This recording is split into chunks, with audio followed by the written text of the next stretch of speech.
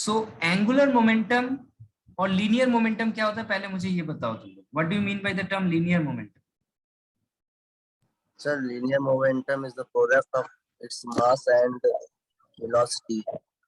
Mass and velocity, okay, this is mathematical definition again. कोई quantitative definition बताएगा?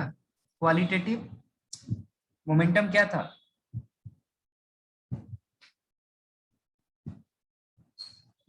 अनंत?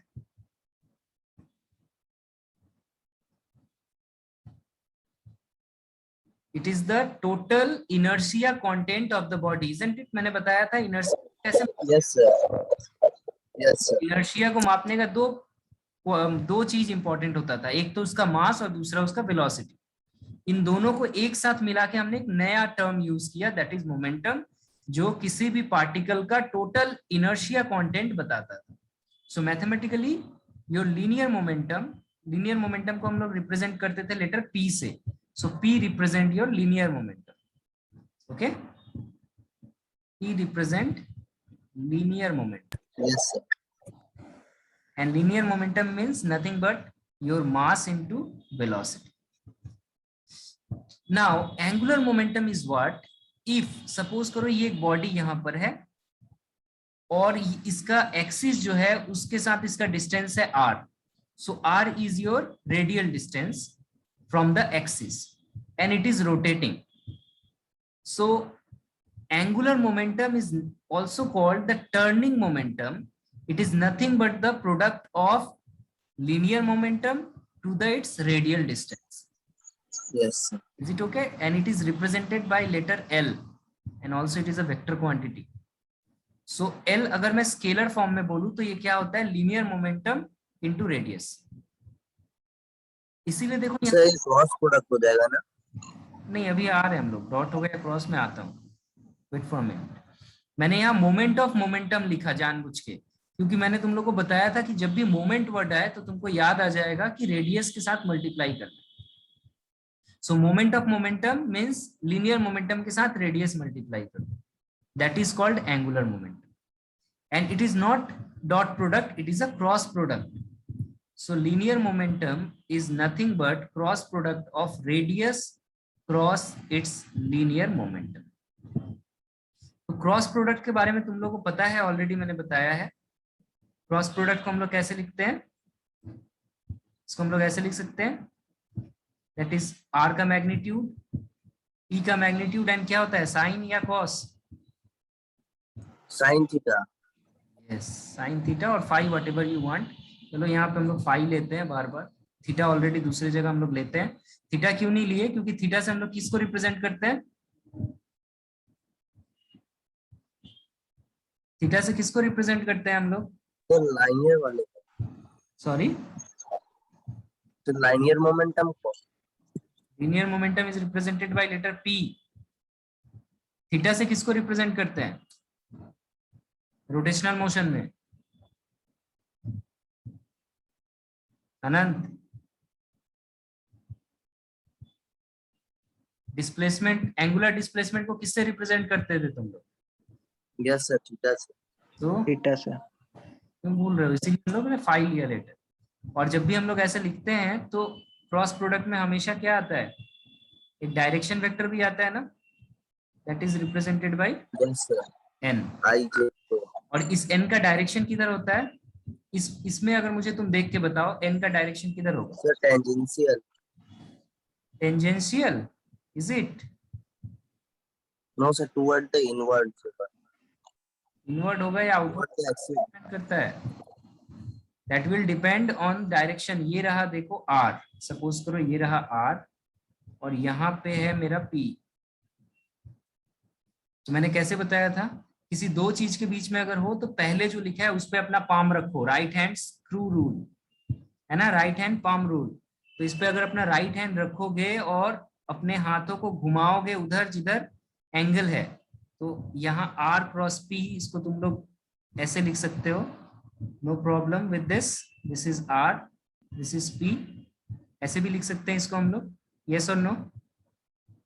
सो are पे अपना पाम रखो, के तरफ ले जाओ।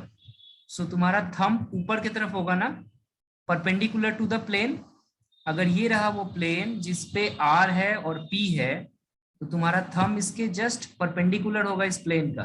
सो this is the direction. Yes, sir. Is it okay? Clear और नॉट? Yes, sir.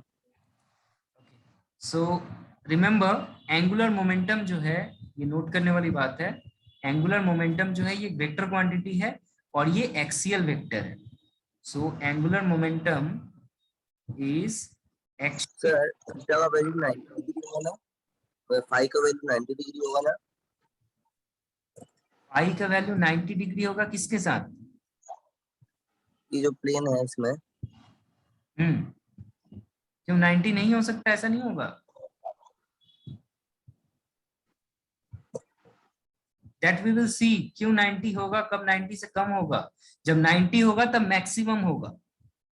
जब 90 होगा उस वक्त मैक्सिमम होगा मोमेंटम का वैल्यू. 90 से कम ज्यादा भी हो सकता है, नॉट नेसेसरी 90 ही हो. ओके और इसको एक्सियल वेक्टर मैंने क्यों कहा? एनीवन? सर क्योंकि एक्सिस के ऊपर मतलब एक्सिस के अलाउंग होता है. यस, डायरेक्शन एल का डायरेक्शन जो है ऑन एक्सिस पे है. एक्सियल लाइन पे इसका डायरेक्शन है, इसीलिए इसको एक्सियल वेक्टर बोला जाता है. ओके, आई होप यहां तक समझ में आया. फिर कुछ इंपॉर्टेंट बातें ये ऑलरेडी मैंने अभी यहाँ लिखी दिया. It is axial vector and the reason is it always directed perpendicular to the plane of rotation and along the axis of rotation. तो ये एग्जाम में क्वेश्चन पूछता है बहुत time, why angular momentum is called axial vector. So the reason its direction is perpendicular to the plane and along the axis. Is it okay? Now its SI unit, Yes, sir. it will be kg meter square per second, or you can write down. Yes, sir. And similarly you can calculate its dimension. ये तुम लोग already. Sir, equal to e to the power minus 2. Sorry. Yes. Sir, I have pulled the dimension. Okay. So next is Cartesian coordinate. अगर ऐसे दिया हो, radius का एक value vector के फॉर्म में दे दे और लीनियर मोमेंटम का वैल्यू दे दे, तो आप लोगों को क्रॉस प्रोडक्ट निकालना मैंने ऑलरेडी सिखा दिया है. तो ये बस वही लिखा हुआ है. यहां से ऐसे न्यूमेरिकल पूछा जा सकता है.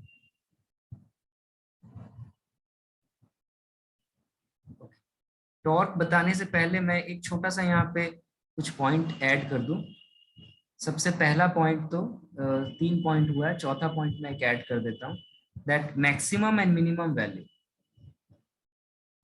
Maximum and minimum. Sir, maximum 90, minimum 0. Value of L. So maximum value कितना होगा? मैक्सिमम कब होगा? Sir, 90 degree. एल मैक्स होगा जब phi is equal to 90 degree होगा. Correct. So the reason is sin 90 is maximum value is 1. So L max value is how much? It is nothing but MVR. Is it okay? Yes, sir. And L mean value कितना होगा? When phi is how much? Sir, 0 degree. When 0 degree or 180 degree. Okay? Yes, sir. Then its value will be 0. And in the first case when it is maximum, in that case velocity is perpendicular to the direction of the radius, and it is 0 when velocity is parallel to the direction of radius. Isn't so? इस दोनों से क्या समझ रहे हो कि अगर tangential component हो वेलोसिटी और रेडियस में तो मैक्सिमम लीनियर मोमेंटम होगा, लेकिन अगर वेलोसिटी का डायरेक्शन में हो जाए तो इसका मतलब उसका मोमेंटम 0 हो जाएगा, वो मूव करना बंद कर देगा. Is it okay? Yes, sir. Then find out the relation. अच्छा, तुम लोग इस एक्सप्रेशन को यूज करके जो अभी हमने पढ़ा है, इसको तुम लोग ये एक्सप्रेशन प्रूव कर सकते हो that L is equal to I omega. Can you prove this? ये फॉर्मूला बहुत आसान है, ट्राई करो। यस सर, प्रूव हो जाएगा सिंपली हम सर। आई इंटू वी हो जाएगा सर ओमेगा, और मास को हम आई लिखते हैं इसमें स्टार्टिंग करेंगे रोटेशनल मोशन में। P इंटू आर से स्टार्ट करो दैट, और स्केलर फॉर्म में लिखो, वेक्टर फॉर्म में लिखोगे तो फिर प्रूव करना मुश्किल होता है। सो P इंटू आर लिख सकते हैं, P की जगह हम लोग बैठा सकते हैं M into V into R, क्योंकि ये yes sir. Momentum is equal to mass into velocity होता है, और यहाँ V जो है वो मेरा लीनियर वेलोसिटी, और P जो है मेरा ये linear momentum. Sir V R is equal to omega. So L is equal to mvr एक टर्म आ गया मेरा, इसको मैं ऐसे लिख सकता हूं that m into R square into v by R, isn't it? सही है ये? ठीक है दोनों एक्सप्रेशन। नाउ मुझे पता है M R square is how much, it is nothing but moment of inertia, and v by r is what? Omega. So using this equation we directly write it down, और अगर vector form में लिखोगे तो क्या लिखोगे? L is equal to I into omega. Is it okay? Sir ये cross product है या डॉट प्रोडक्ट? I क्या होता है? Moment of inertia, scalar quantity और vector quantity. Sir scalar. Vector और स्केलर। स्केलर। लुक हियर, कहीं मैंने मेंशन किया ये वेक्टर क्वांटिटी है?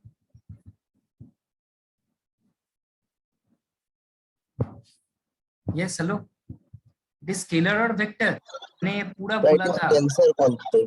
Yes, it is a tensor quantity. You cannot say it is a vector and you cannot say it is a scalar. So यहाँ पर हम लोग वेक्टर साइन नहीं दिया मैंने इसीलिए, तो यहाँ पे डॉट या क्रॉस प्रोडक्ट होने का कोई बात ही नहीं आता है। इन जनरल जो होता है टेंसर क्वांटिटी है, आई जो है ये एक तरह का टेंसर क्वांटिटी, लेकिन इन जनरल अगर हम लोग कभी बात करें, इतना डिटेल्स में नहीं जाओगे तो सिंपली इसको स्केलर पकड़ लेना, लेकिन ये पूरा तरीका से सही नहीं है। एक्चुअल सही है ये टेंसर क्वांटिटी। तो यहाँ डॉट या क्रॉस का तो कोई बात ही नहीं आता है, आई एक अलग टर्म हो गया, ओमेगा वेक्टर है और L vector, so it is not dot और cross product. Yes sir. Okay next, तुम लोग को जो मैंने न्यूटन्स लॉ ऑफ मोशन बताया था, वहां पे न्यूटन्स का सेकेंड लॉ पढ़ाते वक्त मैंने फोर्स कैसे लाया था, कैसे हम लोग फोर्स को डिराइव किए थे? Sir change in momentum. Yes very good. So change in momentum को वहां फोर्स बोला गया था। यहाँ देखते हैं क्या आता है।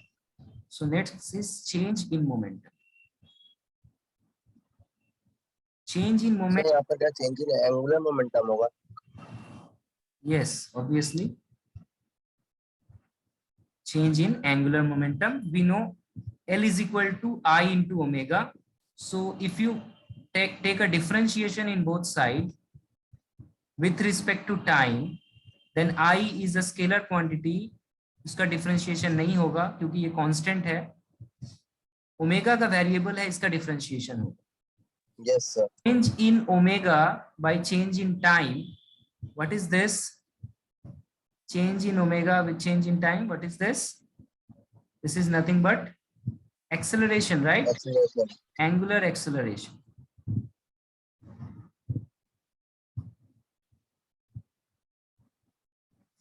So this term, वहां हम लोग इसको फोर्स बोलते थे, यहाँ पे मोमेंट ऑफ फोर्स बोलेंगे, isn't it? सर लेकिन इसमें रेडियस तो नहीं मल्टीप्लाई हुआ। मोमेंट ऑफ फोर्स बोलेंगे ऑब्वियसली, यहाँ पे होगा, मैं आ रहा हूँ वहां पे, आ रहा हूँ, अभी नहीं आया। मोमेंट ऑफ फोर्स बोलेंगे, फोर्स के जगह मोमेंट ऑफ फोर्स, मास की जगह मोमेंट ऑफ मास, वेलोसिटी की जगह मोमेंट ऑफ वेलोसिटी। तो सिमिलरली फोर्स की जगह मोमेंट ऑफ फोर्स। इस मोमेंट ऑफ फोर्स को का एक दूसरा नाम है, उसे कहा जाता है टॉर्क, ओके, और इसको टाउ लेटर से डिनोट किया जाता है। तो फाइनल जो हमारा एक्सप्रेशन आया, मैं एक बार फिर से लिख रहा हूं, तो हमारा यहां से फाइनल एक्सप्रेशन आया that tau moment of force is equal to I into alpha. और यहाँ रेडियस तुम बोल रहे हो मल्टीप्लाई नहीं आया है, मैं नेक्स्ट स्लाइड में ऑलरेडी करता हूँ इसको। ये भी तुम लोग सिंपली बताओ मुझे क्या होना चाहिए। अगर मान लो ये एक्सप्रेशन याद नहीं है, फोर्स के फॉर्म में क्या लिखेंगे इसे हम? Tau is equal to force into radius, simply. Okay,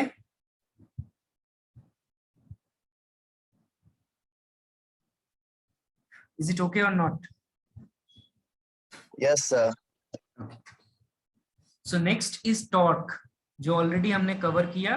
torque is what? Nothing but change in angular momentum, rate of change, better to say, rate of change in angular momentum is nothing but torque.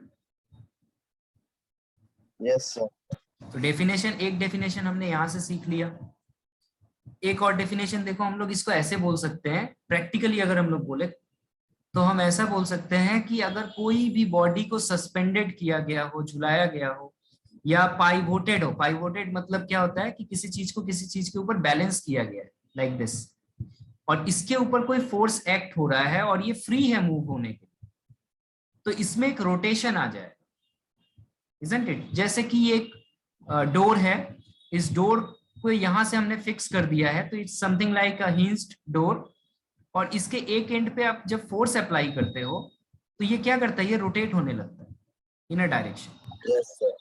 So that kind of force that produce rotation in a body, it is turned into moment of force, and that moment of force is called torque.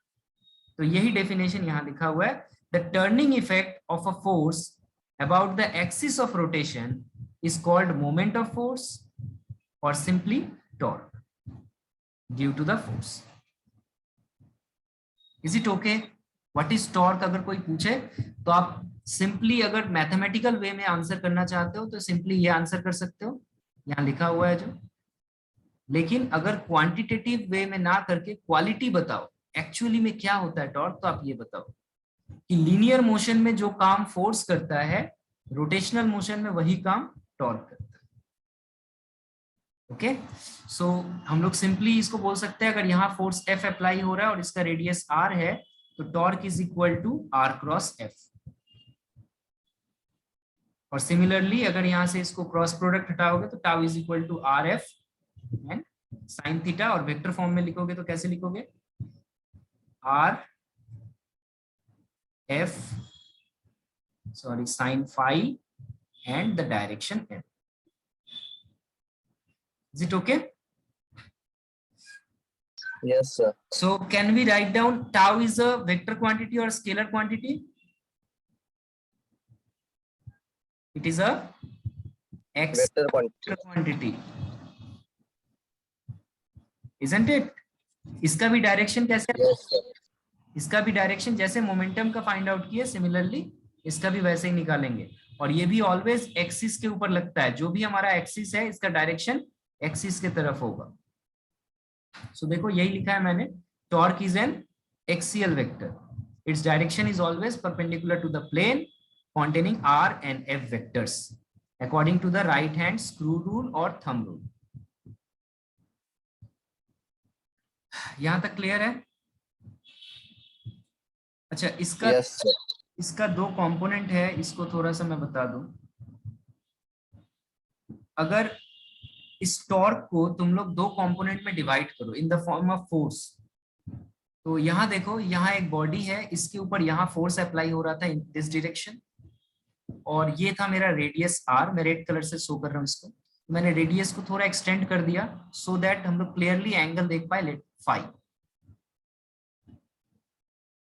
And now मैं इस vector को क्या कर सकता हूँ? मैं दो component में डिवाइड कर सकता हूँ। एक तो होगा along R which is F cos phi, and एक इससे परपेंडिकुलर होगा that is F sin phi. Is it okay? Clear है ना? Yes, sir. फोर्स का डायरेक्शन को मैंने थोड़ा सा एक्सटेंड किया नीचे की तरफ, और इन दोनों के बीच में एक 90 डिग्री एंगल बना के डिस्टेंस ले लिया। इसका यूज क्या है थोड़ी देर बाद में देखेंगे, इसको अभी मत सोचो, फिलहाल यहाँ देखो। सो यहाँ फोर्स का जो दो कंपोनेंट आया, एक कंपोनेंट हो रहा है along the direction of radius and, और एक फोर्स हो रहा है perpendicular to the direction of radius. तो मुझे बताओ टॉर्क किसके वजह से प्रोड्यूस होता होगा, एफ कॉस थीटा के वजह फाई के वजह से या एफ साइन फाई के वजह से? सर साइन फाई की वजह से। एफ साइन फाई के वजह से। और कॉस फाई की वजह से क्यों नहीं हो रहा है? सर क्यों कॉस फाई तो रेस्ट वाला पोजीशन है। क्योंकि ये रेडियस के डायरेक्शन में है, ये टॉर्क प्रोड्यूस नहीं करेगा। Yes sir. ठीक है, ये लीनियर मोशन प्रोड्यूस कर सकता है, टॉर्क नहीं कर सकता। तो दो कंपोनेंट है हमारा एफ का, एफ को हमने ब्रेक किया तो दो कंपोनेंट आया, एक आया सॉरी मैं ऐसे लिख रहा हूँ, एफ आर लिख देता हूँ, चलो आर स्टैंड फॉर रेडियल, तो ये हमारा आ जाएगा F cos phi and this is your radial component. और एक एफ टी लिख देता हूँ या एफ फाई लिख देता हूँ, whatever you want. It is f sin phi and this is your transverse component.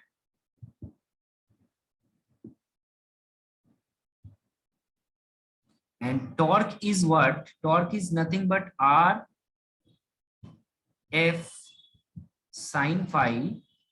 So yes sir. sin phi is nothing but transverse component. तो एक और definition आ गया torque का, that torque is nothing but position vector into transverse component of the force.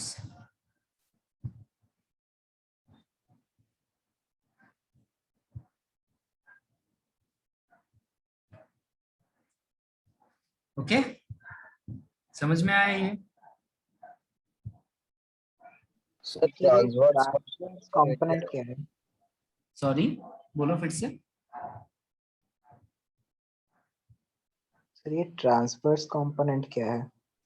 Transverse word का मतलब होता है हमेशा जो चीज मेन डायरेक्शन से 90 डिग्री का एंगल जो बनाता है ना, उसको ट्रांसवर्स बोला जाता है। बस इतना याद रखना है, ट्रांसवर्स वर्ड का मतलब होता है 90 डिग्री। तो रेडियल कंपोनेंट रेडियस के डायरेक्शन से ये 90 डिग्री का एंगल बना रहा है, तो इस कंपोनेंट को हम लोग कहेंगे ट्रांसवर्स कंपोनेंट या फिर परपेंडिकुलर कंपोनेंट। ठीक है, अब क्लियर हुआ? Yes sir. Yes sir. Okay, तो इसके आगे के लिए मैं एक नेक्स्ट लिंक भेज रहा हूँ, वहां पे हम लोग टॉर्क का रिमेनिंग पार्ट को कवर करेंगे। ओके, मैं इसको यहीं एंड कर रहा हूँ, लिंक Yes, sir. सेंड करता हूँ।